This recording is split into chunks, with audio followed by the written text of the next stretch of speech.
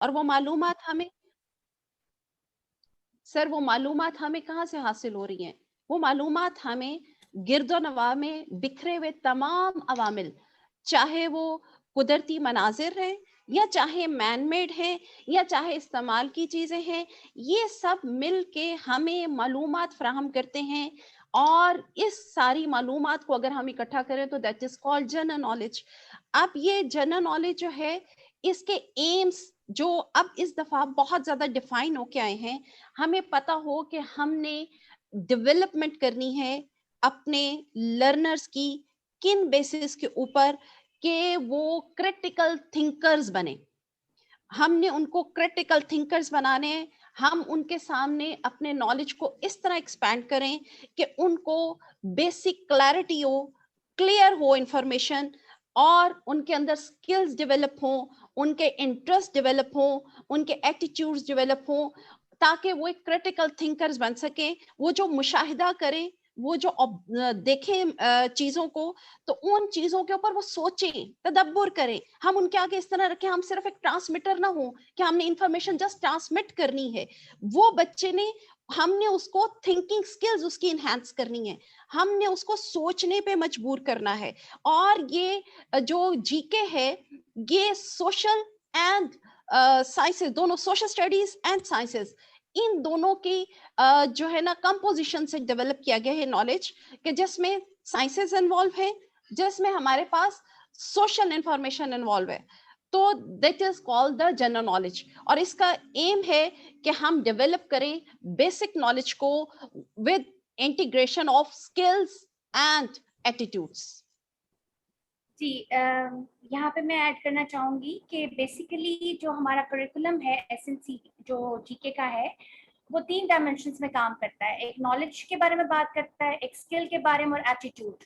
यानी जीके ये कहता है कि हमने इन तीनों चीजों पे काम करना है। हमने उनकी नॉलेज एनहांस करनी है, हमने उनकी स्किल डेवलपमेंट करनी है, महारत उस चीज में आनी चाहिए उनकी, हैंड्स ऑन हो, और उनके एटीट्यूड्स भी डेवलप करने हैं। यानी कि सिर्फ वो बात ये नहीं कर रहा डॉक्यूमेंट के हमने उनको मालूमात फरहाम करनी है, मालूमात देनी है, बल्कि हमने उस नॉलेज के साथ उनकी स्किल और एटीट्यूड तीनों चीजें डेवलप करने हैं। जो इम्पोर्टेंट चीज एक मैंने इसमें से देखा कि इसमें उन्होंने कहा कि एम में जीके के इंटीग्रेट करें आप स्टूडेंट के लर्निंग एक्सपीरियंसेस। जिसका एक पॉइंट मैंने उठाया जिसमें वो 3 चीजें बात कर रहे हैं कि आपने उससे पेट्रियोटिज्म, मुहिब्बे वतनी सिखानी है, आपने उनको सस्टेनेबल डेवलपमेंट सिखानी है, और आपने उनको डाइवर्सिटी सिखानी है, ह्यूमन डाइवर्सिटी। तो जो जीके के असातिज़ा हैं उनके लिए बहुत जरूरी है कि वो उनको पता हो कि मुहिब्बे वतनी क्या है और उसको किस तरीके से इनकलकेट करेंगे इतने छोटे माइंड, इतने मासूम और इतने जो फ्रेजाइल हैं माइंड्स अभी उनके अंदर। उसके बाद सादिया मैं सस्टेनेबल। यहाँ पे जी मैं यहाँ पे एक एग्जाम्पल कोट करूंगी, बड़ी इंपॉर्टेंट एग्जाम्पल है। आप ये देखें हमारे स्कूलों में कौमी तराना पढ़ाया जाता है, सुनाया जाता है और हम हर अपने इवेंट पे कौमी तराना जो है वो प्ले करते हैं, लेकिन हमारे बच्चों को आज तक उस कौमी तराने का एक लफ्ज, एक मतलब नहीं आता, उसकी कोई तशरीह से वाकफियत ही नहीं है। और वो ऐसे सारी उम्र, अब छोटे बच्चे क्या हमारे बड़े बड़े, उनको उसकी किसी तरह की भी वाकफियत नहीं कि कौमी तराना में कहा क्या जा रहा है। तो जैसे एग्जाम्पल के तौर पे मैंने एक स्कूल को देखा, उन्होंने बड़ी खूबसूरती से बच्चों को, क्लास 5 के बच्चों को कौमी तराने की तशरीह लिखने के लिए दे दी। तो दैट वाज द थिंग कि हम जो चीज डेवलप करना चाह रहे हैं वो इस जीके ने, इस डॉक्यूमेंट ने बड़ा क्लियरली डिफाइन किया है। आप जो पेट्रियोटिज्म की बात कर रही हैं, तो इस दफा हमने सिर्फ नॉलेज इम्पार्ट नहीं करना, हमने उसको इनकॉर्पोरेट करना है स्किल्स के साथ और एटीट्यूड्स डेवलप करने हैं ताकि वो एक मुहज्जब शहरी बन सकें। जज़ाकल्लाह, बहुत इंपॉर्टेंट बात जी आपने की कि जी बेसिकली तो हमारे जो इस जी जी जी सर, इसमें एक्चुअली उन्होंने क्यूरोसिटी डेवलप करनी है जो छोटे अपने माइंड्स हैं उनकी क्यूरोसिटी डेवलप करनी है, अंदर तजस्सुस पैदा हो, क्यूरोसिटी डेवलप हो और वो इतनी अर्ली स्टेज पे क्वेश्चनिंग करना शुरू करें। So this is the main aim which I would like to add. Thank you. बहुत खूबसूरत आपने बात की कि हम बच्चे के अंदर सोच पैदा करना चाहते हैं। अगर हम इसको कहें, बेसिकली सोच तो बच्चे की होती है, वो बच्चा तो टटर करके बोलता है, लेकिन शायद हमारा एजुकेशन सिस्टम या टीचर्स की ट्रेनिंग में चुप करवा शायद देता है। इम्प्रूवमेंट चाहिए कि वो जो बच्चा घर में बोलता है वो स्कूल में क्यों नहीं बोलता। ये बड़ा अहम क्वेश्चन है कि हमारा बच्चा जो घर में हर वक्त वो कहते हैं यार चुप हो जा, वो स्कूल में आके बिल्कुल चुप हो जाता है। तो ऐसा क्या एनवायरनमेंट में चेंज आती है, ऐसा क्या टीचर को चाहिए कि वो बच्चा क्यूरियोसिटी के साथ चीजों को देखे, बोले और क्वेश्चंस पूछे।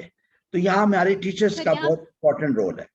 अच्छा, अभी बहन मुझे ये बताइएगा कि बच्चा तो उर्दू भी पढ़ रहा है, उर्दू में कुछ अल्फाज कुछ लोकेशंस के मुतालिक पढ़ रहा है, इंग्लिश में पढ़ रहा होता है, ठीक है कि नहीं, आर्ट्स में तस्वीरें बना रहा होता है, तो जीके को एज अ सब्जेक्ट पढ़ाना क्यों जरूरी है, क्यों शामिल किया गया इसको एज अ सब्जेक्ट? सर इसको 2006 में ही एज अ सब्जेक्ट ऐड किया गया था। जब 2000 का करिकुलम आया था तो उसमें जनरल नॉलेज मौजूद था, लेकिन उसमें और इसमें जनरल नॉलेज में ये डिफरेंस है कि वो जो जनरल नॉलेज था उसके अंदर टेक्नोलॉजी इंट्रोड्यूस नहीं की गई थी, नंबर वन। नंबर टू, उसके अंदर इस्लामियात ऐड थी, सोशल स्टडीज एंड साइंस के साथ हमारे पास इस्लामियात क्लास 1 और 2 के लिए थी, और उसके बाद क्लास 3 में से जाके इस्लामिया जो है वो एक अलग सब्जेक्ट हो जाता था। बट अब हमने इस तरह का एक हिस्टोरिक डिसीजन लिया गया है कि जो हमारे पास सोशल साइंसेज हैं हम उनको और आपस में इंटीग्रेट करें, और जो हमारे पास इस्लामियत है उसको क्लास 1 से क्लास 3 तक as a separate subject introduce करें, या एथिक्स को फॉर नॉन मुस्लिम्स हम इंट्रोड्यूस करें। तो ये जो हमारे पास जनरल नॉलेज का सब्जेक्ट है ये पहले भी था, लेकिन ऐसा था कि इसकी इंट्रोडक्शन डोर टू डोर नहीं हुई उस डॉक्यूमेंट की, और इस वजह से हर स्कूल ने, चाहे वो पब्लिक सेक्टर का था या चाहे वो प्राइवेट सेक्टर का था, खसूसन प्राइवेट सेक्टर्स ने अपने हिसाब से सोशल स्टडी को इंट्रोड्यूस किया, साइंस को इंट्रोड्यूस किया। अब इस डॉक्यूमेंट में क्लियरली डिफाइन है, और सबसे खूबसूरत बात यह है कि ये डॉक्यूमेंट जिस तरह इसके जो प्रमोशन है, और उसमें हर बच्चे और हर फर्द को और हर पेरेंट को और हर टीचर को, हर स्कूल को इसकी इंफॉर्मेशन मिली है कि यकसा निसाब है क्या और ये डॉक्यूमेंट है क्या, तो उसमें बड़ा क्लियरली डिफाइन है कि इसको हमने सेपरेट इस वजह से किया, और स्पेशली बहुत सी ऐसी प्रैक्टिकल एग्जाम्पल्स के साथ इसमें जो इंट्रोड्यूस की गई प्रैक्टिकल एग्जाम्पल्स, उसके साथ इसको as a separate subject introduce किया। इंफॉर्मेशन अब मिल रही है, otherwise it was introduced in the 2006। Well जी, माशाल्लाह बड़ी अच्छी बात आपने बताई कि देखिए, मैं एक वैसे अजीब हम इम्तिजाज देखते हैं कि हमारा बच्चा जो कॉन्टिनेंट्स पढ़ता है, ओशंस पढ़ता है, लेकिन जब हम बड़ा हो जाता है तो वो चीजें भूल जाता है। तो ये हमारे एजुकेशन सिस्टम में बहुत बड़ा एक फ्लॉ है कि हम बच्चे को पढ़ाते हैं लेकिन उसके अंदर शायद मोहब्बत पैदा नहीं कर पाते, उसके अंदर शऊर पैदा नहीं कर पाते। उसकी वजह शायद ये है कि हमारे स्कूल्स के जनरली जो एनवायरनमेंट है वहाँ क्यूरियोसिटी के एलिमेंट को शायद दबा दिया जाता है।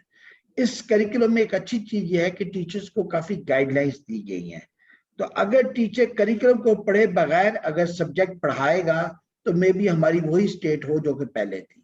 लेकिन अगर हम करिकुलम पढ़ेंगे तो उसमें डेफिनेटली बहुत सारी ऐसी रहनुमाई मौजूद है टीचर्स के लिए जिससे वो इस जीके को एक बेहतर अंदाज से पढ़ा सकेगा।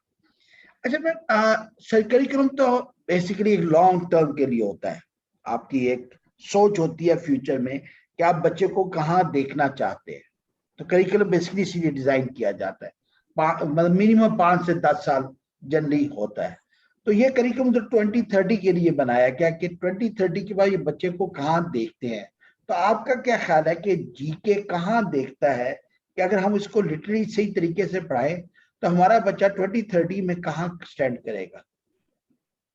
जी जी सर, सबसे पहले तो हमें अपने बच्चे को आज से 10 या 15 साल बाद जहां हम देखना चाहते हैं उसको समझने के लिए, अगर हम पहले बच्चे की अर्ली स्टेज की, क्योंकि ये हम ग्रेड 1 to 3 की बात कर रहे हैं, या हम पहली जमात से लेके दर्जा सोम तक बात कर रहे हैं, हम उन बच्चों की बात कर रहे हैं जो अभी अपनी एजेस में प्यूबर्टी में नहीं आए और अर्ली ये, तो उसके लिए हमें उनकी कॉग्निशन, उनकी ब्रेन की डेवलपमेंट जो है, उसकी जो स्टेजेस हैं, उसके लिए असातिज़ा को, टीचर्स को और पेरेंट्स दोनों को ये समझना जरूरी है कि हमारा बच्चा अपनी अर्ली एज में कौन कौन सी कॉग्निटिव डेवलपमेंटल स्टेजेस से गुजरता है और उस वक्त वो हमसे क्या हेल्प चाहता है, वो क्या हमसे एक्सपेक्ट करता है कि हमने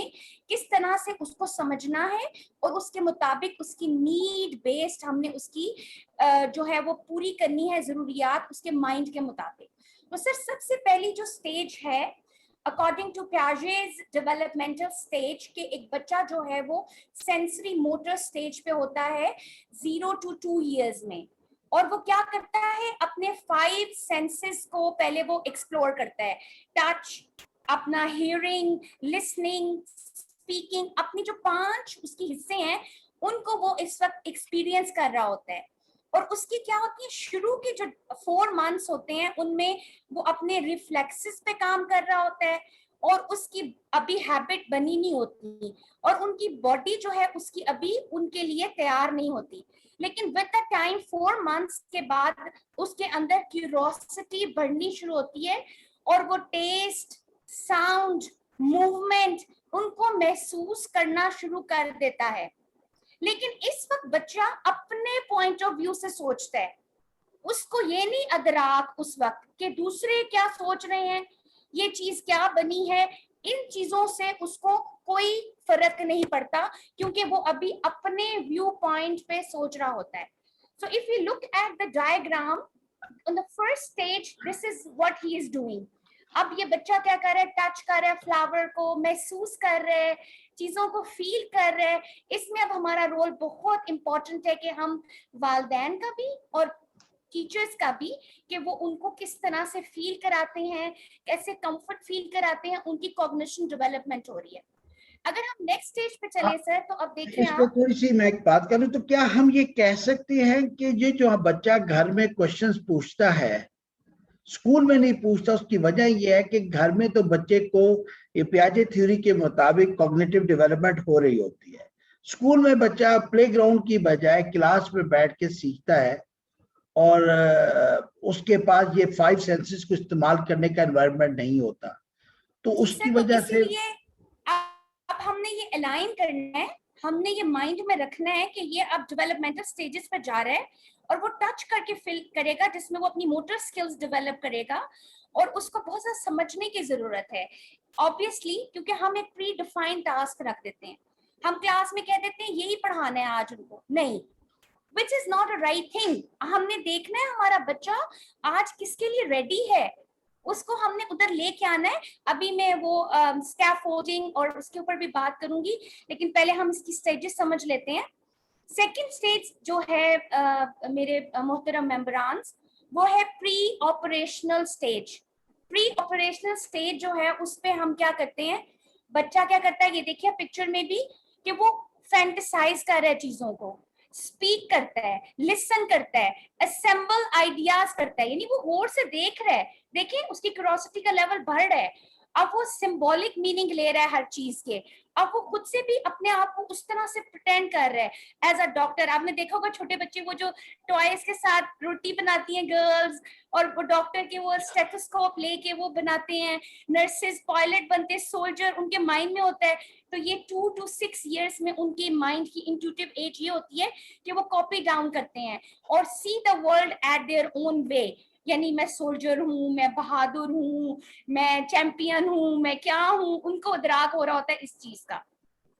जी उसके बाद तो जी मैं सर, अगर मैं ये कि जो माए घर को खूबसूरत बनाने के लिए डिफरेंट किस्म की वो बुके रखती हैं, क्रिस्टल के वाजेस रखती हैं, तो वो नहीं रखने चाहिए, क्योंकि बच्चे को तो हम कॉग्निटिव डेवलपमेंट बंद कर देते हैं कि बेटा बड़ी महंगी चीज आई है, खबरदार नहीं निकालूंगी। let them explore sir, let them explore, this is their time now। हमने अपना वक्त गुजार लिया है, अब उनका टाइम है, उनको बनने दें, सर उनकी कॉग्निशन। जी अगर सादिया मैं यहाँ पे ऐड करती जाऊँ तो इस डॉक्यूमेंट की एक खूबसूरती ये है कि जितनी भी हैंड्स ऑन एक्टिविटीज हैं उसको स्टेम के साथ इंटीग्रेट किया गया है. What the stem is science, technology, engineering and maths. Well, तो ये जितनी भी डॉक्यूमेंट में हमारे पास थीम्स मौजूद है ना, जिसके ऊपर हमने एक बच्चे को ग्रो करना है, जिसके ऊपर हमारे पास प्रोग्रेसिव मैट्रिक्स बना है फ्रॉम क्लास 1 टू क्लास 3, उसके अंदर हमने ऐसी स्टेम एक्टिविटीज को इंट्रोड्यूस किया है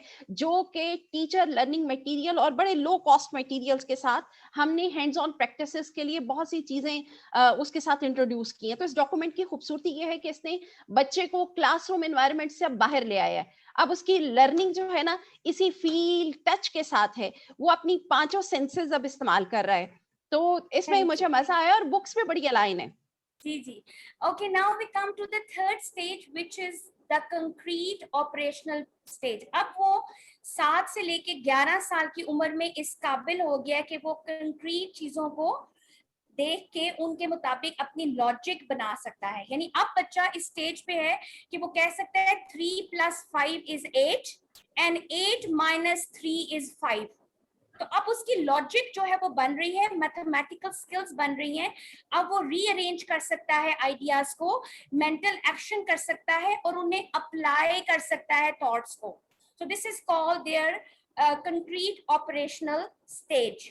And when I come to the fourth stage, which is now he has become a teenager.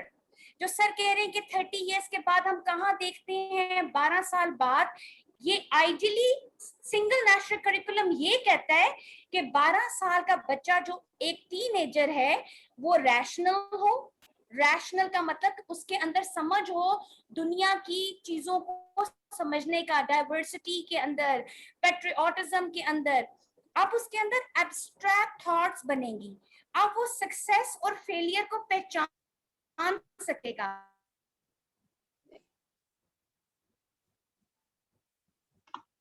अब वो ये अंदाजा लगा सकेगा ये ठीक है, उसको ये अदराक कराना है हमने, ठीक क्या है, गलत क्या है, एक्सेप्टेबल क्या है, नई चीज acceptable. So this is a very important stage, जो कि मैंने इसलिए ये आपको बैकग्राउंड नॉलेज दिया है कि अब वो अपनी आइडेंटिटी पे काम करता है, अपनी मोरालिटी पे काम करता है, वो रीजनिंग करता है. और अकॉर्डिंग टू पियाजे के ये एक लाइफ लर्निंग प्रोसेस है. जिंदगी में हम हमेशा लर्न करते हैं, लेकिन 12 साल तक हमारी मेजर डेवलपमेंट किरदार की, हमारी मोरालिटी की, हमारी आइडियोलॉजी की डेवलपमेंट इन 12 सालों में हो जाती है. सो यू कैन अंडरस्टैंड कि ये कितनी इंपॉर्टेंट स्टेज है इसको आप समझने में. अब मैं आपको बताती हूँ कि जब हमने ये 12 साल तक हमने देखा कि एसएनसी हमें कह रहा है कि आज से 10-15 साल बाद, तो अगर हम आज अपने बच्चे को इस तरह से, और उसमें उस्ताद का किरदार क्यों इंपॉर्टेंट है, अब उसने स्कैफोल्ड करना है. अब उसने एक क्या करना है, यूं एक ट्रांसमिट नहीं कर देना, जैसे कि मिस नौरीन हमीद ने कहा कि ट्रांसफर नहीं कर देना, बल्कि उसने स्कैफोल्ड करना है नॉलेज को. अपने बच्चे को देखना है, मेरे पास ये बच्चा आया है, इसका प्रायर नॉलेज क्या है, तो अब उस नॉलेज को उसने सपोर्ट देना है, उस नॉलेज को उसने आगे लेके जाना है. और ये क्या होता है, it is based on student need, it is based on intention, it is based on SNC कि SNC क्या चाह रहा है कि इतने सालों बाद ये बच्चा इस तरह निकल के आए. तो अब टीचर ने उसको स्कैफोल्ड करना है, उसके आइडियाज को ऐसे सपोर्ट देके, जैसे एक इमारत हम बनाते हैं, एक इमारत के अंदर हम उसका पहले बजरी का और उसके ऊपर हम एक ढांचा बनाते हैं जब हम लेंटर डालते हैं. जी कर्नल साहब, आप तो बेहतर बता सकते हैं इसके बारे में कि अब जब लेंटर डालते हैं तो उसका क्या क्या मकसद है सर इमारत में? लेंटर डालने का मतलब यह है कि बेटा स्कूल में आ जाओ, अकल बंद कर लो, कान बंद कर लो, सिर्फ क्लास अटेंड करो ताकि एग्जाम में पास हो जाओ, सिलेबस कवर हो जाए टीचर. तो सॉरी, अगर हम सिर्फ लेकिन सर इसको पिलर्स दें और एक पिंजरा बना दें, वो जो हम बनाते सरिये का, तो वो क्या होता है, उसके ऊपर फिर हमारा ये बिल्कुल ऐसे ही आप समझे, जैसे हम कहते हैं ना कि सीढ़ी है, एक स्टेप से दूसरा स्टेप, दूसरे से तीसरा स्टेप, और साइड पे जो उसके 2 स्टिक्स होती हैं वो उसके स्टेप को सपोर्ट कर रहा होता है. लेकिन अनफॉर्चुनेटली हमारे यहाँ जो एक सबसे बड़ा इशू है टीचर्स कम्युनिटी में, वो है टर्नओवर ऑफ टीचर्स. नतीजतन जो प्रोग्रेशन मैट्रिक्स है उस तरह नहीं बन पाता, टीचर अचानक चेंज हो जाता है। तो मेरा ख्याल है कि यहाँ पे जो हमारे एडमिनिस्ट्रेटिव फैकल्टी है उनका बड़ा इंपॉर्टेंट रोल है कि कुछ ऐसा प्रोसीजर अपनाया जाए कि टीचर स्कूल ड्यूरिंग सेशन ना छोड़े, एटलीस्ट 1 साल पूरा करे, तब जाके हम ये स्कैफोल्डिंग की बात प्रॉपरली जी सर, और ये अब समझा हम यहाँ सकते पे हैं ऐड करते हैं जोन ऑफ प्रॉक्सिमल डेवलपमेंट, यानी कि हम एक सीखते हैं एज अ टीचर कि हमने किस तरह बच्चे के वो जोन ऑफ प्रॉक्सिमल डेवलपमेंट, यानी वो जो जोन अभी वो वहां मौजूद है। तो आप ये काइंडली ये देखिए, इसमें हम स्कैफोल्ड किस तरह कर रहे हैं। पहली स्टेज पे व्हाट इज नोन, एक बच्चा जब हमारे पास 3 साल में आता है, हमने देखना है कि उसको क्या पता है, किन चीजों का अदराक है। उसके बाद more knowledgeable person, MTO stand for more knowledgeable person. वो कोई भी हो सकता है, उस्ताद हो सकता है, पेरेंट हो सकता है, बड़ा भाई हो सकता है, बहन हो सकती है। उसने क्या करना है, उसको गाइडेंस देनी है फ्रॉम अ नॉलेजेबल पर्सन, उसको गाइड करना है, उसको उस तरह से उसको वो नहीं करना, ट्रांसमिट नहीं करना, और वो न्यू स्किल एक्वायर करेगा, और इस तरह वो जोन ऑफ प्रॉक्सिमल डेवलपमेंट से वो एक नई स्किल एक्वायर कर लेगा। So we need to understand and work accordingly. जी, ओवर टू आपने यू। बहुत प्यारी बात की जोन ऑफ प्रॉक्सिमल डेवलपमेंट की, और अगर हम इसको रिलेट करें अपने साथ, तो अल्लाह ने जो इल्हामी किताबें दी वो इसी वजह से दी कि इंसान की नॉलेज लिमिटेड है, तो सर मैं यहाँ पे उस ऐड करना नॉलेज को समझाने के लिए अल्लाह ने फिर हमें हिदायत के लिए इल्हाम की। जी नरीमा। जी सर मैं यहाँ पे ऐड करना चाहूंगी कि कुरान पाक में 65 आयात हैं, 65 सूरा हैं जो इंसान की असल फितरत, पैदाइश और आदत का जिक्र कर रही हैं। हम आज प्याजे को देख रहे होते हैं, हम दूसरी थेरीज को देख रहे होते हैं, लेकिन हमने कभी उस डॉक्यूमेंट से हिंट्स नहीं लिए जिस डॉक्यूमेंट में बार बार पुकार पुकार के कहा जा रहा है कि अकल वालों के लिए निशानियां हैं। तो ये जितनी थेरीज हैं हमने तो ली ना, तो ये उड़ा के ले गए मगरिब के लोग और उन्होंने तरक्की कर ली और फिर वही पलट के हमारे तक आ गई। अगर हम इसको कुरान से लिंक करते हैं तो सूरह अब्स की आयत नंबर 20 और 21, जिसमें अल्लाह पाक परवरदिगार फरमा रहा है खलक़हू फक़दरहू, उसको खल्क किया और उसका अंदाजा मुकर्रर किया। यानी खल्क करने के बाद कोई ऐसे अंदाज है जो उसका अंदाजा मुकर्रर किया गया। यानी ये वो प्याजे की थ्योरी है जिसमें डेवलपमेंट की स्टेजेस को मेंशन किया गया है। सुम्मा सबीला यस्सरहू, यानी फिर उसका रास्ता आसान कर दिया। तो ये 12 साल की जो थ्योरी है ना प्याजे की, ये कुरान में बड़ी खूबसूरत अंदाज में सूरह अब्स में मौजूद है। अब अच्छे एजुकेशनिस्ट ने, साइकोलॉजिस्ट ने, और बड़ी माजरत के साथ कि हम मुसलमान तो अपना इकदार खो बैठे ना, और हमने इन चीजों को छोड़ दिया, हमने इन चीजों की तरफ तवज्जो छोड़ दी, जुज़दान में बंद करके रख दिया। तो इस वजह से आज हम उम्मत मुस्लिमा के तौर पे पीछे खड़े हैं। वरना हम इसके ऊपर रिसर्च करें तो हमें बहुत से ऐसा मटेरियल मिल जाए कि कुरान, ये इंसान, हवा, पानी, मिट्टी, ये सब अगर हमें तदब्बुर करने की जरूरत है, सोचने की जरूरत है, इसमें से हमें बहुत कुछ मिल जाएगा जो हमारी आने वाली नस्लों को एक तरक्की की राहों पर कायम दायम रखेगा। और अगर मैं इसको इकबालियात से रिलेट करूं तो प्यामे मशरिक में जो है ना बड़ी खूबसूरत अंदाज में इंसान खुदा से मुखातिब है और किस तरह कह रहा है, तो शब आफरीदी चराग आफरीदम, सिफाल आफरीदी आयाग आफरीदम, बयाबानो कोहसारो आराग आफरीदी, खयाबानो गुलजारो बाग आफरीदम, मनामम अज संगे आईना साजम, मनामम के अज जहर नोशीना साजम। यानी तूने रात बनाई, तो शब आफरीदी, अल्लाह को कह रहे तूने रात बनाई, चराग आफरीदम, तो मैंने चराग बना दिया, सिफाल आफरीदी अयांग आफरीदम, कि तूने मट्टी बनाई, मैंने प्याला बना दिया। यानी इंसान को थॉट दी गई है कि अल्लाह ताला ने मट्टी बनाई और देखो उसी इंसान ने प्याला बना दिया, खुद क्रिएट किया, जो मटेरियल मौजूद था उसके ऊपर तदब्बुर किया, हल निकाला और उसको क्रिएट कर लिया। बयाबानो कोहसारो रा आफरीदी, कि तूने बयाबान सहरा बनाए और मैंने क्या किया, खयाबानो गुलजारो बाग आफरीदम, मैंने उससे सड़कें बनाई, बाग बनाए, गुलजार बनाए, फूल सजाए, तो मैंने उसको इस तरह खूबसूरत बना दिया। मनामम के असंगे आईना साजम, मैं वो हूं जो पत्थर से आईना बनाता हूं। ये इंसान कि क्रिएशन की तरफ इशारा है जो इकबालिया तवज्जो दिला रही है। मनामम के असंगे आईना साजम, मैं वो हूं जो पत्थर से आईना बनाता हूं। मनामम के अज जहर नौशीना साजम, मैं वो हूं जो जहर से तरियाक बनाता हूं। कि मैंने उसी से इंसान के, ये तबीब तरियाक होता है जैसे तबीब इलाज करता है, ठीक है, तो मैंने उसका इलाज ढूंढ लिया उसी जहर के अंदर से। तो अल्लाह पाक परवरदिगार का बेहतरीन शाहकार इंसान है। खुदा ने इंसान को तमाम सलाहियतों के साथ पैदा किया है। हमारा जो सिलसिला है कि हम क्यों पीछे रह गए, तो सिर्फ हमने सोचा नहीं, तदब्बुर नहीं किया, फिक्र नहीं की, और इसी वजह से हमने इस खता खा ली, पीछे रह गए। माशाल्लाह, बहुत प्यारी बात की। बेसिकली जब किसी नॉलेज को, जिस क्यूरियोसिटी को सब्जेक्ट में बंद कर दिया जाए, तो इंसान के सोचने की हिस्स खत्म हो जाती है।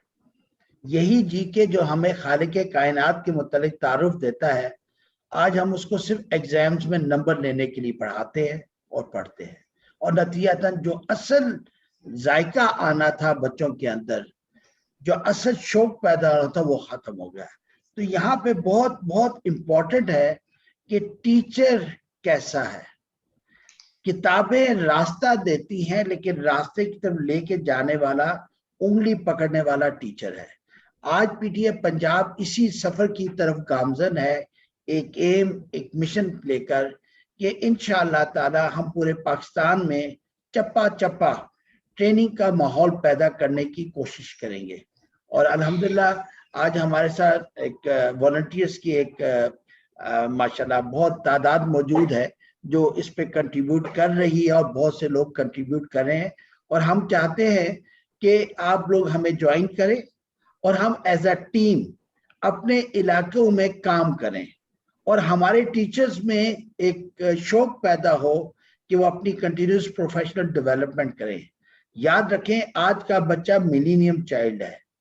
हम 3 डिफरेंट ईरा की जनरेशन हैं। अगर आज हम बच्चे के मुताबिक अपने आप को नहीं डालेंगे, तो जो जवाब हम उसके सवालों का ना दे सके, वो अपने दोस्तों से पूछेगा, बाहर से पूछेगा। अब ये अल्लाह जानता है क्या उसको सही रास्ता कोई दिखाता है कि नहीं। तो टीचर का काम बहुत बढ़ गया है, और इसी तरह माँ बाप का काम। तो माशाल्लाह जिस तरह नूरीन हम बहन ने बात की और बड़ी खूबसूरत शायरी के साथ हमें सोचने की तरफ मजबूर किया। अल्लाह करे कि हमारे टीचर अपने बच्चों के अंदर सोचने की हिस्स पैदा करें।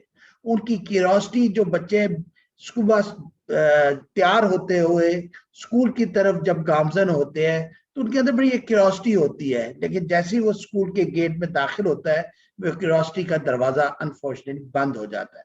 तो इसमें एडमिनिस्ट्रेटिव फैकल्टी का बड़ा रोल है कि वो बच्चों को और टीचर्स को ऐसा माहौल दें कि जहां वो एक खूबसूरत लर्निंग एनवायरनमेंट में काम कर सके। अब असल बातें तो बहुत सारी हैं। जी सर, यहाँ पे वो कहते हैं ना कि you have to teach your child not what to think but how to think. आप हमने ये सिखाना है कि how to think. We are not going to tell them what to think. हम उनको बहुत रिस्ट्रिक्ट कर देते हैं। हम बताते हैं बस यही आपका डब्बा है, इसके अंदर ही रहना है, आउट ऑफ बॉक्स नहीं सोचना। अगर सोचा तो फिर हमें जवाब देने पड़ेंगे। हम खुद प्रिपेयर्ड नहीं होते, और अपनी नाकामी और अपनी जो अपनी वो है हमारी चीज ना, अपनी इनएबिलिटी, उसके इदरा करने की बजाय, खुद सीखने की बजाय हम उनको चुप करा देते हैं कि आपने क्वेश्चन ही पूछने। जी मैं यहाँ पे ऐड करूंगी एक बड़ी जो है ना लाइवली एग्जांपल के साथ। एक दफा एक क्लास में पार्ट्स ऑफ प्लांट्स पढ़ाए जा रहे थे, और तरबूज का मौसम था, ठीक है। तो मैंने बच्चों से पूछा कि आम कहाँ लगता है, दरख्त पे लगता है, केला कहाँ पे लगता है, दरख्त पे लगता है, फला चीज कहाँ पे लगती है, सेब कहाँ लगता है, दरख्त पे लगता है। जानबूझ के मैंने सवाल किया तरबूज कहाँ पे लगता है, उन्होंने कहा दरख्त पे लगता है। तो मैंने कहा अच्छा कितनी दूर दरख्त पे लगेगा, मुझे गाड़ी कितनी दूर खड़ी करनी होगी, वरना मेरे गाड़ी पे गिरेगा और या तो तरबूज टूट जाएगा या मेरी गाड़ी में डेंट पड़ जाएगा। तो क्या होना चाहिए। वो सोचने लग गए कि ये तो वाकई तरबूज कैसे और इतना बड़ा। और मैंने कहा ये तो इस पूरा इतना पानी का वजन होता है, कभी किसी ने उठाया है। अच्छा वो सोच में पड़ गए। मैंने कहा आपने ऐसा करना है, आपने मुझे कल सोच के बताने। देवर ऑफ 5 years old kid। मैंने कहा आपने मुझे कल सोच के बताने कि तरबूज कहाँ पे लगता है और उनके दरख्त होते कहाँ पे हैं। आप बिलीव करें कि अगले दिन क्लास में इतनी एक्साइटमेंट थी, all were waiting for me कि कब हमारी जो मैम आए और वो आके तो हमें बताएं। हम उनके लिए बताने लगे हैं कि मैम आपको नहीं पता, आपको तो अंदाजा ही नहीं कि तरबूज तो बेलों पे लगता है, वो सीख के आए थे, ये तो दरख्त पे लगते ही नहीं, और वो मुझे बेवकूफ बना रहे थे कि इनको नहीं पता। ठीक है, तो द थिंग इज दिस कि हम उनको एक महदूद नॉलेज देते हैं। अगर हमने मैंगो पढ़ाना है तो हमने वहीं तक रहना है, हमने उनके अंदर इंक्वायरी जो है ना वो कर डेवलप ही नहीं करनी, उनके अंदर हमने क्वेश्चनिंग की तरफ उनको लाना ही नहीं। तो दिस इज द प्रॉब्लम कि हम उतना ही देते भी उतना ही लिमिटेड नॉलेज है, क्योंकि हमारा टीचर एक्चुअली जो लेसन प्लान प्रिपेयर करके आता है वो उसके अंदर सिर्फ उतना ही कंटेंट फिल करके लाता है, वो उसको प्रायर नॉलेज से भी रिलेट नहीं करता कि हमने कौन सा सवाल पूछना है जिससे हम बच्चों की क्यूरोसिटी की डेवलप करें। बिकॉज जो क्यूरोसिटी है ना, that is the key for learning. अगर आप वो डेवलप नहीं करते तो आप कुछ भी नहीं कर पाते, बच्चा सीख नहीं सकता। आपने यहाँ पे जिक्र किया इंक्वायरी बेस्ड, तो ये करिकुलम तो 3 चीजों पे बेस करता है। हाँ जी बिल्कुल, इंक्वायरी बेस्ड है, इंक्वायरी स्टूडेंट बेस्ड है सेंटर है एंड और आउटकम आउटकम फोकस है। बेस्ड है। यस, इसको थोड़ा सा प्लाइनली हमें एक्सप्लेन कर दें ताकि हम भी समझ लें। ओके, जो ये करिकुलम है इसका फोकस 3 चीजों के ऊपर है। Number 1, this is inquiry based. इसकी अगर आप डॉक्यूमेंट को पढ़ें तो उसमें बड़ा क्लियरली लिखा हुआ है कि हमने जितना भी बच्चे का प्रायर नॉलेज है, प्रायर नॉलेज असल में होता क्या है? प्रायर नॉलेज वो होता है जो उसको एनवायरनमेंट से मिलता है, क्लासरूम से नहीं, एनवायरनमेंट से मिलता है, जहां पे बच्चा ऑलरेडी मौजूद है। मिसाल के तौर पे अगर हम सन की मिसाल ले लें तो ये बच्चे का प्रायर नॉलेज है कि रोशनी आती है और रोशनी चली जाती है, तो इसका मंबा सूरज है और ये सूरज की वजह से हुआ। वेल, तो इसकी अगर तो हम ये नौरीन, आप इसको जोन ऑफ प्रॉक्सिमल डेवलपमेंट में देखें तो ये इसका व्हाट इज नोन है। देखिए, यानी कि बच्चे को पता है कि सन सूरज रोशनी देता है, यस, लेकिन अब हाँ, हमने उसका नॉलेज लेके जाना है विद गाइडेंस और यस, उसको आगे हमने हमने अप्लाई करना है। जी बिल्कुल, बिल्कुल, बिल्कुल आगे हमने उसको बताना है कि ये एक source of heat and energy जी है, सोर्स ऑफ, हाँ जी बिल्कुल, ये हमने बताना है। तो उसके पास एक अपना प्रायर नॉलेज मौजूद है, उस प्रायर नॉलेज के ऊपर हम एफर्ट पुट नहीं करते। हम अपना जो लेसन स्टार्ट करते हैं वो डायरेक्टली इस तरह स्टार्ट करते हैं कि आज हम आपको सूरज पढ़ाएंगे, दिस इज जी ऑल। तो मैम वो तो हमने, इसमें बड़ी अहम चीज आपने बात की, लेकिन अगर हम इसके क्रक्स रूट कॉज पे जाएं, वो अनफॉर्चुनेटली वही चीज है कि क्वेश्चन दे दिया जाता है, आंसर बता दिया जाता है, बच्चा रट लेता है ताकि आज का टाइम टेबल में उसने जो लेसन प्लान पढ़ाना था वो टिक हो जाए और बच्चा एग्जाम में अच्छा नंबर ले ले जिससे उसके माँ बाप खुश हो जाए। तो क्या आप समझती नहीं है कि हमें अपनी एकेडमिक फैकल्टी, टीचर्स की साइकी और पेरेंट्स की साइकी को बदलने की जरूरत है? बिकॉज जीके में तो है चीजें, लेकिन उसकी सोच बंद कर देते हैं जब हम उसको लिखा लिखाया जवाब दे देते हैं। सर जी सर, जहाने बानी इसी से है, जहाने बानी से है दुश्वार तर कारे जहां बीनी, जहाने बानी से है दुश्वार तक कारे जहां बीनी, जिगर खूं हो तो चश्मे दिल में होती है नजर पैदा। तो ये जो नजर पैदा होनी है ना, इसके लिए तो आपका जिगर खून होता है, फिर नजर पैदा होती है, फिर आपका वीएन डेवलप होता है, फिर ब्रॉडन होता है, फिर आप इंक्वायरी बेस्ड क्वेश्चनिंग करते हैं। तो ये करिकुलम जो है इंक्वायरी बेस्ड है कि जिसके ऊपर क्वेश्चनिंग के ऊपर बहुत फोकस किया गया है, और बहुत सी ऐसी जो है ना प्रैक्टिसेस, बहुत सी ऐसी एक्टिविटीज वो डॉक्यूमेंट में क्लियरली डिफाइन है कि अगर आपने इस थीम को पढ़ाना है, ये स्टैंडर्ड है, ये थीम है, और इस थीम के अकॉर्डिंग क्लास 1 के लिए ये एक्टिविटीज हो सकती हैं, ये एसएलओज हो सकते हैं, क्लास 2 के जी लिए ये थीम हो सकता है, ये जी एसएलओज हो सर, सकते हैं। तो ये क्लियरली डिफाइन है उस डॉक्यूमेंट में। हमारा काम है कि हम इस डॉक्यूमेंट को जितनी खूबसूरती से ये बनाया गया है, कॉम्प्रिहेंसिव है, एक्सप्लिसिट डॉक्यूमेंट है, तो इस हमारी जिम्मेदारी है कि अगर इतनी मेहनत से एक चीज बनी है और खसूसन नेशन बनाने के लिए बनी है, तो हमारी जिम्मेदारी है कि हम इस डॉक्यूमेंट को थॉरोली पढ़ें और इसके अंदर जो जो हमें कहा गया है, बताया गया है, समझाया गया है, ये ओपन ट्रेनिंग एक्चुअली। तो अगर इसको जी कोई, हाँ बिल्कुल इसको अप्लाई करें। जी नौरीन, सेकंड और इसका ये जो फोकस, आपने टॉपिक्स का जिक्र किया थीम्स, हम क्योंकि ये इंट्रोडक्टरी सेशन है तो सब साथ को ये पता होना चाहिए जीके के जो स्पेशलिस्ट हैं कि इसमें हमने एथिक्स एंड वैल्यूज की बात की है। इसमें हमने रिस्पॉन्सिबल सिटीजनशिप की बात करनी है, बिल्कुल, एनवायरनमेंट की बात करनी है, पेट्रियोटिज्म की बात करनी है, गुड्स एंड सर्विसेज की बात करनी है, लाइफ साइंसेस की बात करनी है, फिजिकल साइंसेस की और अर्थ. So it is actually the combination of science and social sciences. यानी social sciences में science और social studies के topics को कंबाइन करके जीके का सब्जेक्ट बनाया है, जिसमें एथिक्स, रिस्पॉन्सिबल सिटीजनशिप, एनवायरनमेंट, इसके ऊपर ज्यादा फोकस है. तो हम जब तक ये पढ़ेंगे नहीं, अपना प्रायर नॉलेज नहीं बनाएंगे, हम अपना स्कीमाटा बिल्ड नहीं करेंगे, हम क्लास में प्रिपेयर्ड नहीं जाएंगे. टीचर्स अगर अपने आप को इस तरह से इक्विप्ड करके नहीं जाएंगे, इसकी मैं मिसाल एक देती हूँ कि जब आप जंग में जाते हैं तो एक सोल्जर होता है और वो अपने हथियार से लैस होता है, उसके पास अगर एम्यूनिशन ना हो, गन ना हो, बेल्ट ना पहनी हो, अपना पूरा हथियार ना हो, तो वो अपनी जंग जीत नहीं सकता. इस तरह उस्ताद भी एक जंग करने जा रहा है, तो अगर वो इक्विप्ड नहीं होगा तो वो अपनी जंग जीत नहीं सकता. He will not be a good teacher, जो कि पसंद किया जाए, जिससे प्यार किया जाए, जिसकी इज्जत हो. तो उसके लिए फिर आपको you need to work really hard. Thank you. अगर अच्छा, जज़ाकल्लाह, दूसरा अगर मैं इसको समराइज करूं तो बेसिकली हमारे एक चीज जो टीचर्स हमारी के रही लिए थी, थोड़ा इसमें सा पैगाम है कि हमने अपनी ट्रेनिंग, हमने लेक्चर्स को, मेथोडोलॉजी को चेंज करना है. ये एक पैगाम है एकेडमिक फैकल्टी के लिए कि स्कूल के लर्निंग एनवायरनमेंट में बहुत बड़ी चेंज लानी होगी. मैं बात कर रहा हूँ लोअर और मिडिल तबके के स्कूल उस्ताज़ा और उनके स्कूल के एनवायरनमेंट से. तो बहुत सर, एक इम्पोर्टेंट है कि हम अपनी चीजों को बदलें. अभी आपने सोशल साइंस, सोशल स्किल्स की बात की. ये सोशल स्किल्स क्या इतनी इम्पोर्टेंट है? बिकॉज हम तो इनके ऊपर स्कूल में काम नहीं करते, लेकिन जीके में इस टॉपिक को टच किया गया है कि बच्चे की सोशल स्किल को डेवलप किया जाए. तो ये क्या है इम्पोर्टेंस है, इसकी क्या वजह है? सर, एक तो मैं ये चीज बता दूं, यहाँ पे हमने एक थोड़ा सा इंट्रोडक्शन देना था कि जो ये डॉक्यूमेंट है, इसमें एक पैराडाइम शिफ्ट है from teacher centred to learner centred. अब क्लासरूम का एनवायरनमेंट जो है वो डिमांड कर रहा है कि इसको लर्नर सेंटर्ड बना दें. और जब हम लर्नर सेंटर्ड की बात करते हैं तो सर उसमें जो लर्नर है उसमें फोकस जो है वो इंस्ट्रक्टर नहीं रहा, उसमें फोकस लर्नर खुद हो गया है. क्यों? द रीजन इज दिस कि लर्नर्स को आपने hand on practices the, learners को आपने प्रोजेक्ट्स दिए, लर्नर्स को आपने असाइनमेंट्स दी, और उसको डिड्यूस करके आप एक नतीजा अखज किया, and that is knowledge.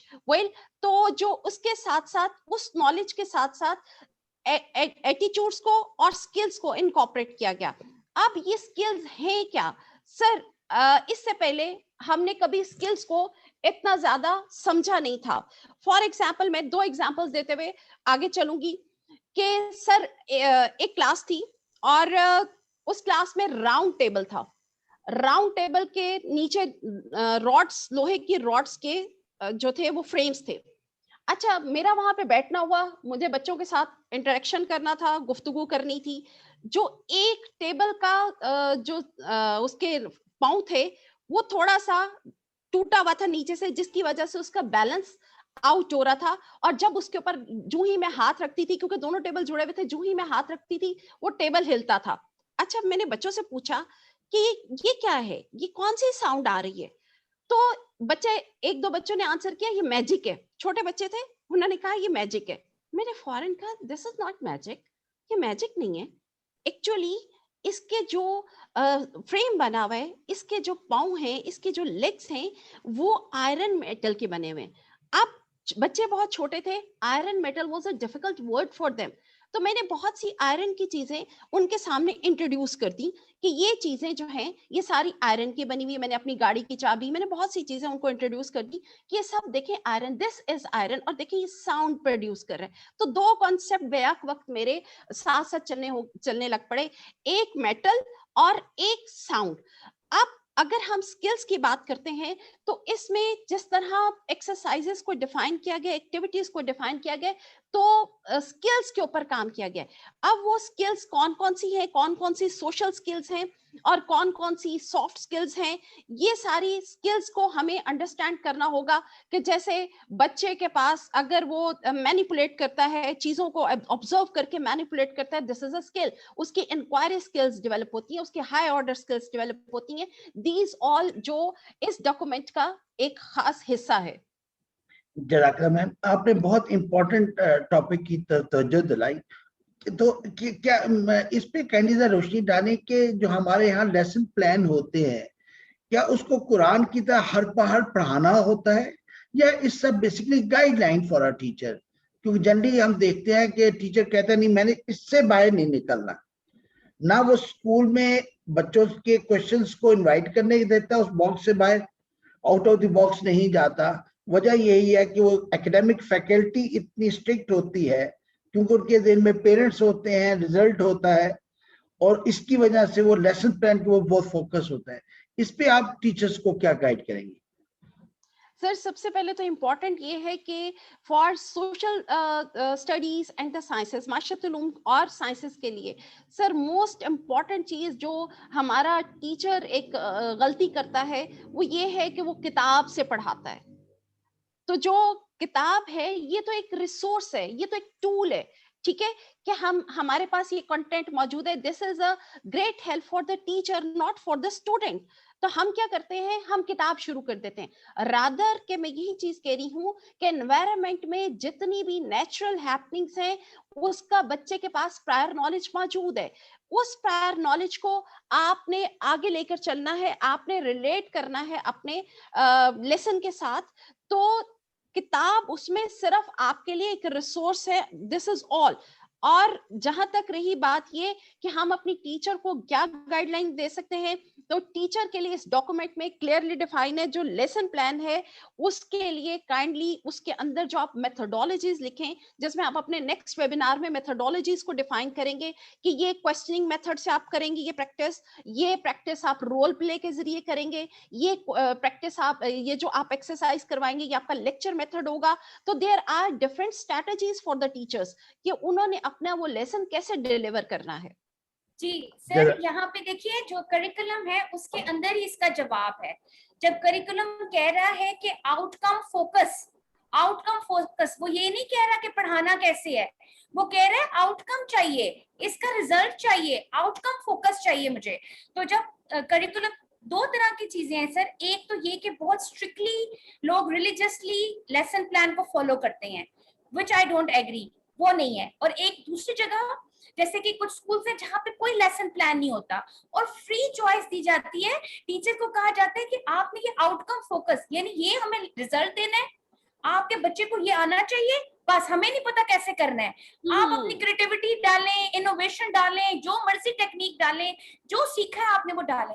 And even जो जैसे कि अगर 3 सेक्शंस मैं ले रही हूँ और 3 कोई और टीचर ले रही है, तो कुछ स्कूल्स में ये उनको क्रिएटिविटी दी जाती है कि एक टीचर 3 सेक्शंस को और तरह से लेके चल रही है, दूसरी 3, क्योंकि सर और इवन उन तीनों सेक्शंस के अंदर हर सेक्शन की according to their mixed ability, उनकी रिक्वायरमेंट के मुताबिक वो सिलेबस नहीं चल सकता। यानी अगर एक हफ्ते में आपने एक टॉपिक कराना है तो मिक्स एबिलिटी, उनकी डिफरेंशिएशन आपने एड्रेस करनी है।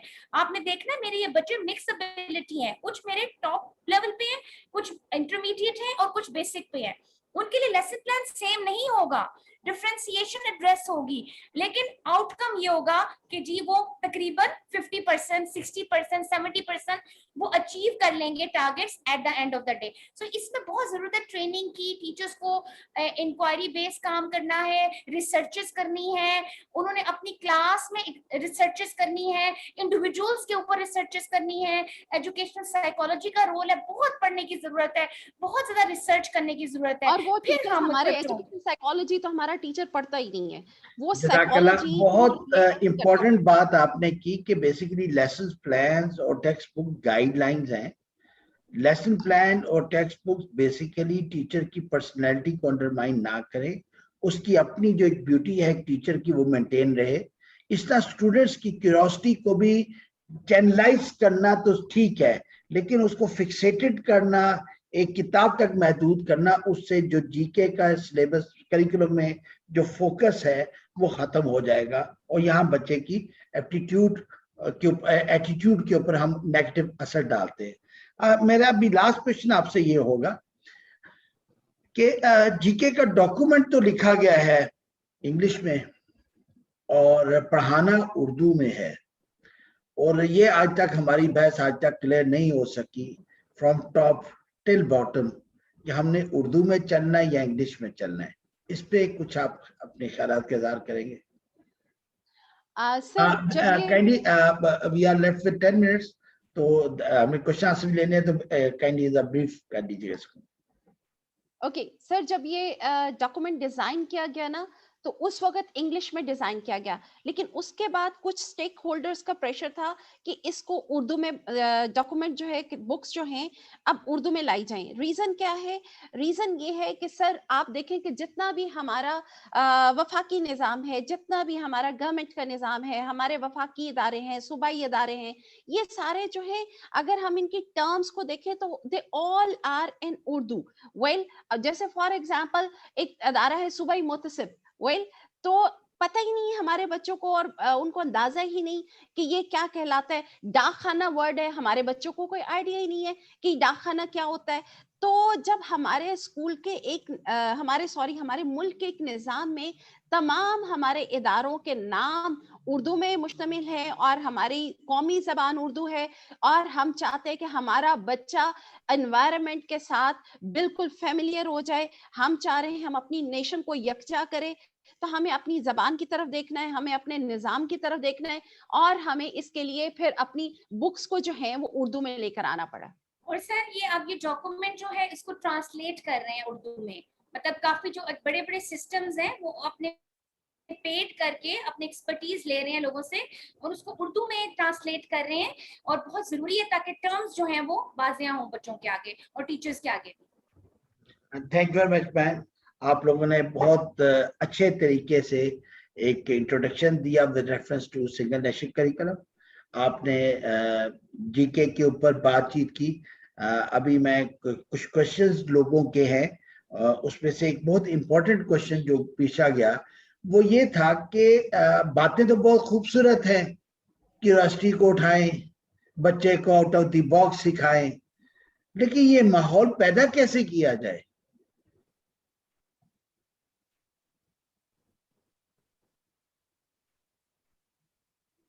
जी जी सर, अगर हम क्यूरोसिटी को देखें तो वही बात आती है हमारी कि हम अपने लेसन को स्टार्ट कैसे कर रहे हैं, ठीक है ना। ये हमारे उस क्वेश्चनिंग पे डिपेंड करता है जो हम बच्चे से उनके प्रायर नॉलेज के मुतालिक क्वेश्चन करते हैं, उससे हम क्यूरोसिटी डेवलप करते हैं, उसको हम सोच पर लेकर आते हैं। वही बात आ गई कि अगर हम सूरज पढ़ा रहे हैं तो हमने बच्चे को सवाल किया कि जो अंधेरा हो गया तो ये किसकी वजह से हुआ था, तो ये बच्चे ने सोच के जवाब दिया कि हाँ एक ऐसा एलिमेंट है, एक ऐसा आंसर है जो अब रात को नहीं था, सुबह आया तो उसकी वजह से रोशनी आ गई, और बच्चा सोच पे मजबूर हो गया। तो ये टीचर की इंक्वायरी पे डिपेंड करता है कि टीचर कैसे क्वेश्चन रेज करती है। तो ना सिर्फ टीचर बल्कि whole system has to be change, जिसमें एजुकेशन मैनेजर्स का, जिसमें एडमिनिस्ट्रेशन का, पूरे होल एनवायरनमेंट का, because curriculum is ever changing and it is all around us. जो हमने सीखा करिकुलम को, तो ये पूरा करिकुलम जो है वो बनता ही किस तरह है, असातिज़ा से बनेगा, एजुकेशन मैनेजर एडमिनिस्ट्रेशन से बनेगा, वहाँ की लोगों से बनेगा, उनके पेरेंट्स की बैकग्राउंड से बनेगा, बच्चे किस बैकग्राउंड, तो उस तमाम पैराडाइम को चेंज करना है। जब हमने समझना है कि करिकुलम क्या हमसे मांग रहा है, 10-15 साल बाद हमारा बच्चा कहाँ जाएगा, तो सबसे पहला स्टेप तो ये है कि हम इसको पढ़ें, एजुकेशन मैनेजर्स इसको पढ़ें, अपने स्कूल्स के रूल्स एंड रेगुलेशन उस तरह से सेट करें, लिबर्टी दें टीचर्स को, खुद भी इनोवेटिव हों, खुद भी अपने दिमाग के बॉक्सेस को खोलें, हायर ऑर्डर स्किल्स की तरफ जाएं,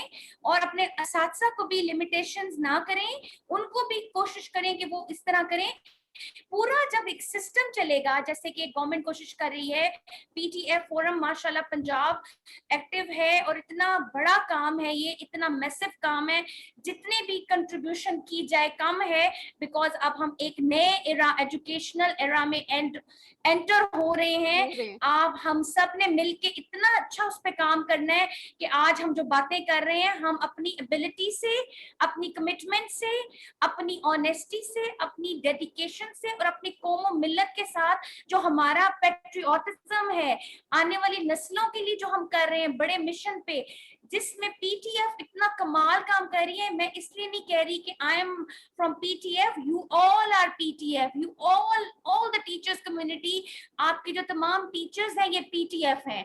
तो आप जितना इसमें समझेंगे, कंट्रीब्यूट करेंगे, हम सब एज अ नेशन ये चेंज जो है वो ब्रिंग कर सकते हैं। थैंक यू जज़ाकल्लाह बहन, बहुत कम्प्रिहेंसिव आपने बात की। इसमें एक छोटी सी चीज मैं ऐड भी करना चाहूंगा कि जीके के सिलेबस में काफी डिफरेंट इंफॉर्मेशंस होती हैं। अगर हम इसको अपने एकेडमिक कैलेंडर को, जो हमारा जो ईयरली कैलेंडर है उसके साथ अलाइन कर लें, फॉर एग्जाम्पल अगर रमजान की बात हो रही है, रमजान में पढ़ाया जाए तो बच्चे को ज्यादा बेहतर समझ आएगी। हज की बात हज में की जाए, ठीक है कि नहीं? तो इवेंट के लिहाज से अगर हम अपने चैप्टर्स को थोड़ा सा रीएडजस्ट कर लें तो काफी बच्चों के अंदर एक क्यूरियोसिटी का एलिमेंट उस वक्त जाग रहा होता है। उस वक्त अगर हम उससे रिलेटेड इंफॉर्मेशन देंगे तो बच्चे को ज्यादा मजा आएगा, वो आपसे ज्यादा क्वेश्चंस पूछेगा। तो इसमें हमें एक शिफ्ट की जरूरत है, एक रिजिड थिंकिंग से निकलकर इस प्रैक्टिकल थिंकिंग की तरफ इंशाल्लाह हमें जाना है। अच्छा मैम, एक क्वेश्चन और है कि थिंकिंग प्रोसेस बहुत अच्छी चीज है, लेकिन क्या ये टाइम नहीं है हमारे टीचर्स के लिए सोचने का कि दे रिक्वायर ट्रेनिंग? सर, जो किताब यही तो मैंने 10 साल 15 साल पहले पढ़ी थी, उसी नॉलेज को लेके मैंने टेक्स्ट बुक उठाई, रात को पढ़ी, उस पर लेक्चर दे दिया। डू यू थिंक इस तरह का टीचर बच्चों की क्यूरियोसिटी को मुतमईन कर सकता है? सर हरगिज नहीं, हरगिज नहीं। और यहाँ पे मैं थोड़ा सा एक चीज बताना चाहूंगी कि सर जब मैंने बुक्स को गो थ्रू किया ना, अभी जो बात आप कर रहे थे और जिस तरह आप टीचर्स को एडवाइस कर रहे थे कि किस हमें जो एक्टिविटी कैलेंडर है किस तरह अलाइन कर देना चाहिए इस एसएनसी डॉक्यूमेंट के साथ, तो उसमें बहुत सी ऐसी चीजें हम कामयाबी से इंट्रोड्यूस कर सकते हैं इस डॉक्यूमेंट को।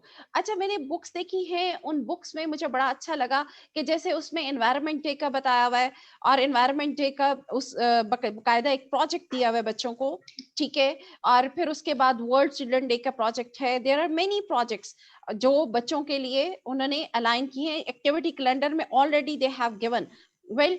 अच्छा, अब उसमें जो अगर आप सवाल दोबारा रिपीट करें तो मैं उस पे आऊं। सर सवाल जरा रिपीट कीजिएगा। मैं ये रिकमेंड करूंगी यहाँ पे नौरीन। क्वेश्चन ये था कि टीचर्स जो है अगर प्रिपेयर्ड ना हो तो वो क्या डिलीवर कर सकती हैं। सर मैं ये रिकमेंड करूंगी कि बुक को एज अ रिसोर्स यूज करें, लेकिन जहां जरूरत है ना टीचर्स अपनी वर्कशीट्स बनाएं, अपने रिसोर्स बिल्ड करें और वो जो गैप है उसको फिल करें। बिकॉज हमने अब समझ लिया कि लेक्चर मेथड नहीं चलेगा, कम्युनिकेटिव अप्रोच होगी, इंक्वायरी बेस्ड होगा, स्टूडेंट आउटकम होगा, स्टूडेंट सेंटर्ड होगा। तो उससे रिलेटेड जो आपका नॉलेज है, आपकी जो कंटिन्यूअस प्रोफेशनल डेवलपमेंट जो हम पीटीएफ पे भी करा रहे हैं, समझ रहे हैं, उसके फर्स्ट स्टेप पे हम एसएनसी को समझ रहे हैं और हम उसकी ट्रेनिंग मॉड्यूल पे जा रहे हैं। तो उसमें जब हम सीखेंगे ट्रायल एंड एरर करेंगे तो फिर हमें पता चल जाएगा कि यूं करना है, दोबारा से अपनी रिसर्चेस को ठीक करना है और आपस में डिस्कशन करनी है कम्युनिटी में। क्योंकि सर जब हम एक्शन रिसर्च करते हैं क्लासेस में, जैसे कैम्ब्रिज सर्टिफिकेशन होती है, तो जरूरी नहीं कैम्ब्रिज वाले ही कराएं, हम पाकिस्तानी क्यों नहीं एक्शन रिसर्च कर सकते। हम जब एक्शन रिसर्च करते थे तो हमारा जो भी रिजल्ट आता था वो अपने कोलीग से डिस्कस करते थे और उनसे सजेशन लेते थे कि देखिए मैंने ये अप्लाई किया, इस क्लास में ये चीज नहीं इफेक्टिव हुई, तो क्या मैं अपना तरीका बदल लूं। वो कहते थे आप ये अप्लाई करके देखें, कोई बात नहीं। अब यहाँ पे एडमिनिस्ट्रेशन का रोल आ गया कि अगर 50% बच्चों ने वो गेन किया तो कोई बात नहीं, अगर टीचर ने एक नया मेथोडोलॉजी, एक नया तरीका अपनाया तो उनको लिबर्टी दें। आप ट्रायल एंड एरर से सीख रहे हैं, आप अपने जर्नल्स बनाएं, उसमें अपनी डेली फाइंडिंग्स लिखें कि आज मैंने ये काम किया, मेरे इतने बच्चों ने ये सीखा, लेकिन उस बच्चे ने ये नहीं सीखा, तो मैं अब उसके लिए कल एक और स्ट्रेटजी लेके आऊंगी। मैं उससे ये पूछूंगी वो क्यों नहीं बोला क्लास में, उसने क्यों नहीं जवाब दिया, वो जो बैक बेंचर था उसने क्यों नहीं इसका जवाब दिया, कल मैं उसके लिए एक और स्ट्रेटजी लेके आऊंगी, मैं रीइंफोर्स करूंगी, रीइंफोर्स में मैं ये करूंगी, इस तरह जब आपका माइंड चलेगा तो आप कर सकेंगे। सादिया यहाँ पे फिर हम कह सकते हैं कि टीचर को अपना एटीट्यूड्स भी बदलना होगा, उसको अपने ट्रेडिशनल रोल को चेंज करना होगा। जिस तरह वो पहले सोचता था या सोचती थी, अब उस रोल को उसको देखना होगा कि नहीं, अब मुझे कैसे अपने लेसन को प्लान करना है कि मेरा बच्चा जो एक ग्लोबल सिटीजन बन चुका है, वो एक अब सिर्फ एक उस महदूद एरिया में नहीं रहा, अब वो एक शहर तक महदूद नहीं है, एक वो देहात तक महदूद नहीं है, अब उसको, ठीक है। तो हम तो वो लोग हैं कि हमारा जो छोटा बच्चा जब स्कूल में दाखिल होता है तो उसको अगर वालिदैन उसकी मदर छोड़ के चली जाती हैं तो हम बच्चे को सबसे पहले थपकी यही दे रहे होते हैं कि तुम्हारी मदर हैं, ठीक है, बाहर हैं, उसको चुप करवाने के लिए। या दूसरी हम क्या करते हैं, हम ये करते हैं, हम बच्चों को हेड डाउन करवा देते हैं। अगर क्लास में बहुत ज्यादा शोर हो रहे हैं ना, तो आप एक कॉमन प्रैक्टिस है कि हम बच्चों के हेड डाउन करवा देते हैं कि हेड डाउन कर ले। अच्छा, और जिस बच्चे को अगर अपना लेसन याद नहीं है तो हम उसको क्लास से बाहर खड़ा कर देते हैं। तो आप ये जो अप्रोचेस है ना, आप जरा वो चेक करें कि हमें कहाँ पे काम करना है। We need a lot of the trainings. ये जो शिफ्ट है ये बहुत स्मूथ इस तरह होगा कि teacher must be trained, teacher must do the researches, उसको पता चले कि अब इस वक्त इस टॉपिक पे क्या क्या न्यू रिसर्चेस आ चुकी हैं, मैं कितना पीछे खड़ा हूं या खड़ी हूं। तो जब तक टीचर अपने आप को चेंज नहीं करेगा, उसका एटीट्यूड चेंज नहीं होगा, वो अपने रिजिड रोल से हट के जो वो फ्लेक्सिबल वे नहीं अपनाएगा, तो मेरा नहीं ख्याल कि हम इस चीज को, हमें ये देखना चाहिए ऑडियंस टीचर्स के हमने क्या बनाना है। क्या हमने स्टीरियोटाइप बंदे बनाने हैं, हाँ। एक ही तरह के खड़े यूं ही करना है, यूं ही सीधा रहना है, यूं ही चलना है, यूं ही बोलना है, यही सोचना है? नो, अब हमने एक नेशन बिल्ड करनी है, हमने लीडर्स बनाने हैं, हमने हर हायरार्की के बंदे बनाने हैं, तो फिर हमने अपना सोच का अंदाज बदलना है ना। अगर एक ही तरह के स्टीरियोटाइप, आपने देखा दुनिया में हिस्ट्री को खोल के देखें, कभी भी वो जो दुनिया में जीनियस लोग बने स्कूल से निकाले गए हैं, स्कूल के वो डिसिप्लिन में थे ही नहीं, और वो बेस्ट क्रिएटिव लोग थे।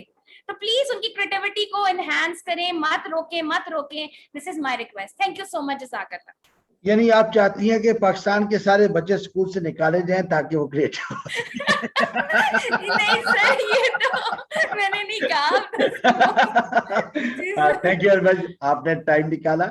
और पीटीएफ का मकसद भी यही है कि हम इंशाल्लाह टीचर्स के अंदर एक लर्निंग एनवायरनमेंट पैदा करें, एटीट्यूड का चेंज करें, और हम गांव शहर चपा पहुंचे और वहां जाके ट्रेनिंग का एनवायरनमेंट क्रिएट करें।